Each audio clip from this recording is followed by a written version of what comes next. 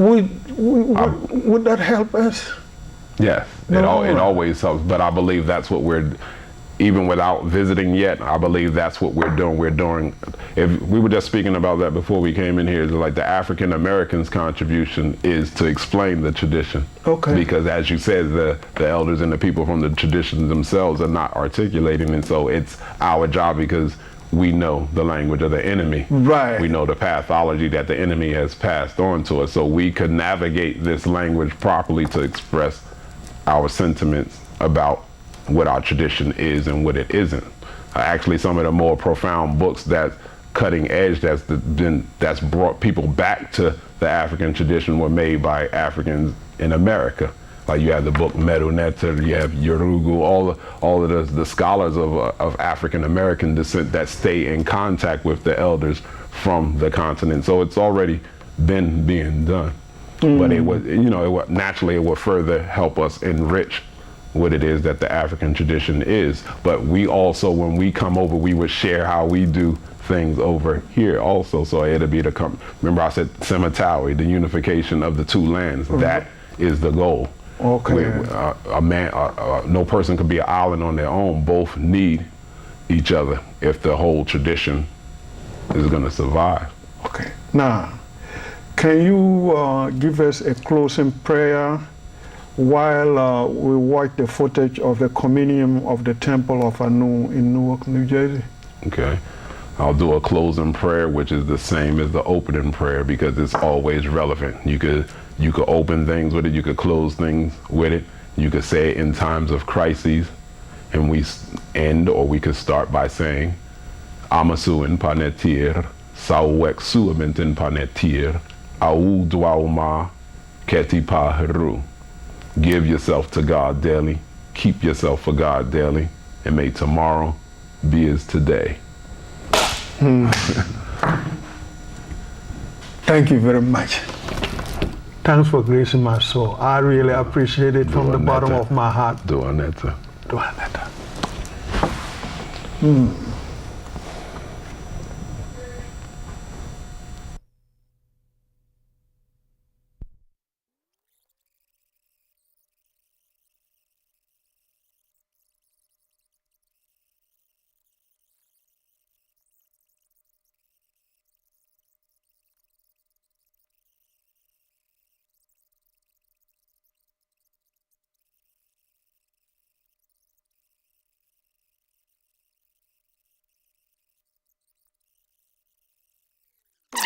But not the reality itself is just a symbol for the higher reality. The symbol could be used to access, it could be used as a tool to access that higher reality.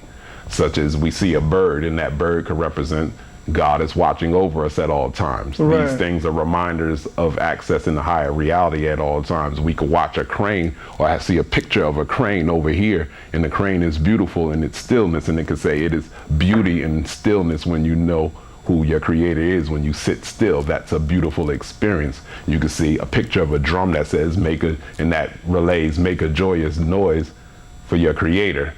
And ultimately the best example I could come up with off the cuff right now is the cell phone. When we speak on the cell phone, we're not considered speaking to the cell phone, we're speaking through the cell phone, and we're clear in our mind who we're speaking to at the time. So in that sense, symbol has always been and will always be used in spirituality, because symbol is the language of spirit. Now, Christians have to follow the biblical law called the Ten Commandments. We have even seen movies about the Ten Commandments. In Kemetic tradition, what are our principles? What are the principles in Kemetic tradition? They're called the 42 Tepra in Ma'at, the 42 oracles of Ma'at. And you had mentioned the Bible, like the Ten Commandments. Right. Even according to the Bible, I think it's in the book of Acts, it says Moses was learned in all the wisdom of the Egyptian. Moses was born and raised all his youth and half of his adult life in the Kemetic tradition. So he learned Meruneta. So when you talk about the Ten Commandments, he was already very familiar with the Ten Commandments. It's a condensation of the 42, Tepra and Ma'at. Okay. When we say Tepra and Ma'at, it's the oracles of righteousness. Some say it's what is the negative confessions. It's not a negative confession, it's a declaration of righteousness, declarations of truth. So, and it also could be 42 affirmations or prayers of righteousness. The text will say, I have not been a man of anger. In modern day times, we could say, I will not be a man of anger, because they found these texts in the tombs of people who transitioned in the next life. So the reference was, I have not, as in the past. So for the living, we say, I will not become a person of hot temper. If you want to use it as a prayer, it'd be, may I not be a person of hot temper. So now Ma'at is encapsulated in what we call the 7 virtues, 7 cardinal virtues. That's truth, justice, righteousness, harmony, balance, order, and reciprocity. Now, according to all of the ancient texts, the Creator created the universe or existence off of the principles of Ma'at. So Ma'at is our charge to be ma'atic, or balanced, righteous, and reciprocal in all our dealings and relationships, in worship, and anything in life in general. So that's our charge, to stand up and be a conscientious citizen of the universe and be a co-creator in the universe and keep order on earth as our Father did in heaven. Now, in your book, The Art of Prayer, you explain how in the Kemetic Naswt or tradition perform dua. Can you elaborate on that?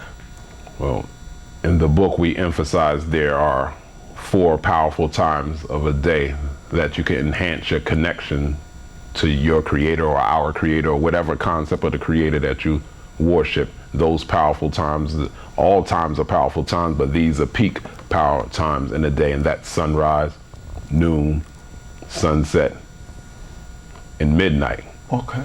And we chant invocatory prayers, ancient prayers, along with yogic-like postures to create a transformative experience that puts you in a more reverent state of mind, because the Creator is one with His creation. So doing these things at these times keeps you in conscious awareness that the Creator is, and it's always present. You don't have to invoke the Creator. The Creator is already there. You just have to be aware of it. So doing these 4 prayers is our way of dropping out of life and tuning in to real life. Right.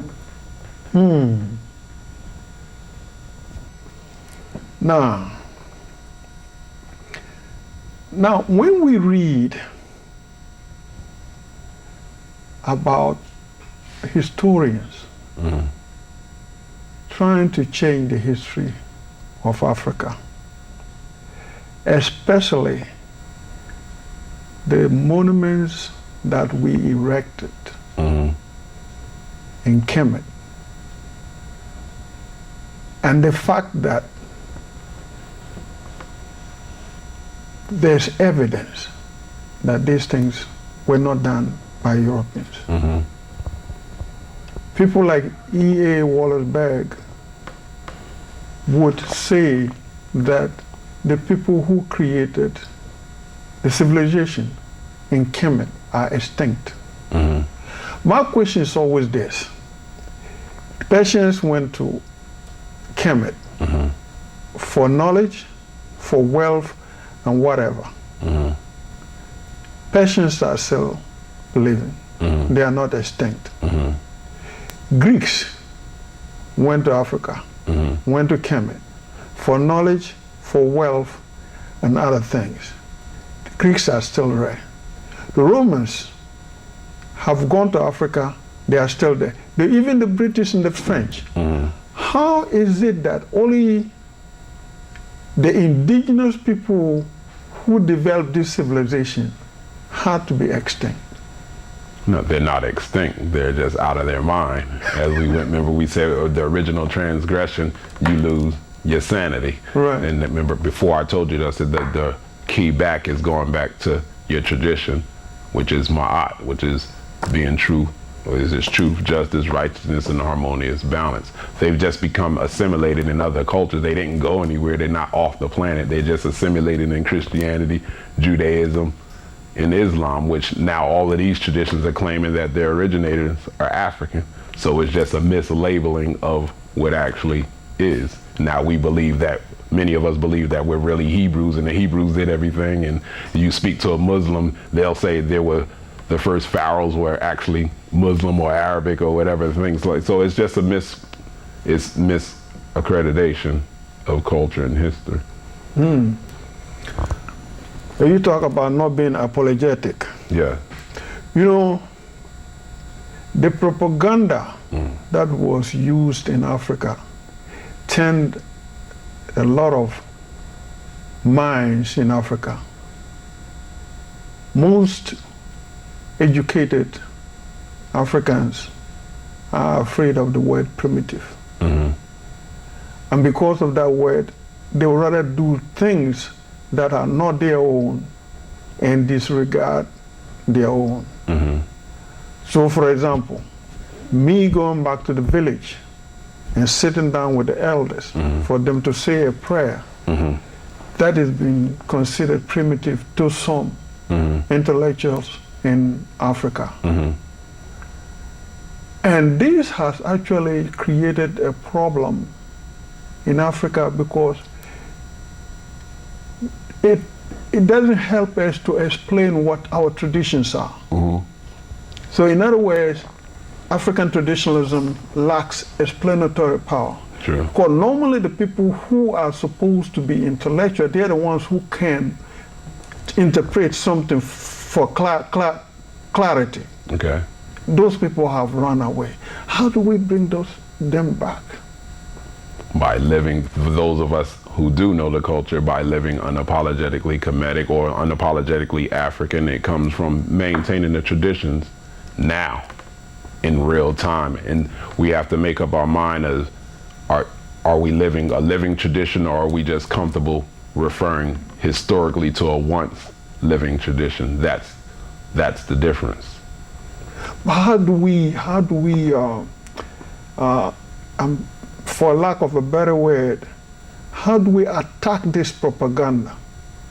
Because you see, why I'm saying this now is the thing that people visit me, we sit down, all these problems we're discussing, they know it. But on Sunday, they will put on their suit and they'll go to the very church, you know, with a white Jesus hanging there, and they know that it's not the right thing to do, and they still do it. How do we attack this propaganda that is in their heads? I think that will be the responsibility of the elders. Why isn't there the village temple or the church right next to the churches and the mosques and stuff? Like remember I said before, like we have to get out of the living rooms and the back rooms. We have to stop being embarrassed about our traditions. Like that's what we're doing with the Temple of Anu. We're up on street level with the rest of the churches, and people are like, oh, what are they doing over there wearing away? And they hear our drums, and when the Christians come in, we don't put our drums away. We don't, oh, let's put the ankh up. Let's put the cross up so the Christians can feel comfortable. Like, no, we keep the ankh up. We wear our white, and we challenge them on every level of their expression. Like I said, they have their holy books. When you come to the temple, we're not apologetic about our Africanness. We don't use the Bible or the Quran, and none of those other texts are in the place. Because I see a lot of other scholars, instead of quoting the Kemetic text or the African text, they stay up in the Bible, because we like to claim that the Bible, the originators of the Bible are African, which they are, but there are other books that preceded the Bible. So quote from the books that you claim the Bible got everything from. Those books are still around. So it's our job and it's our responsibility to use those resources unapologetically. It's our job and our responsibility to maintain temples and education centers to teach what it is that we teach, and not be embarrassed and feel like we got to do it behind the scenes. My goodness.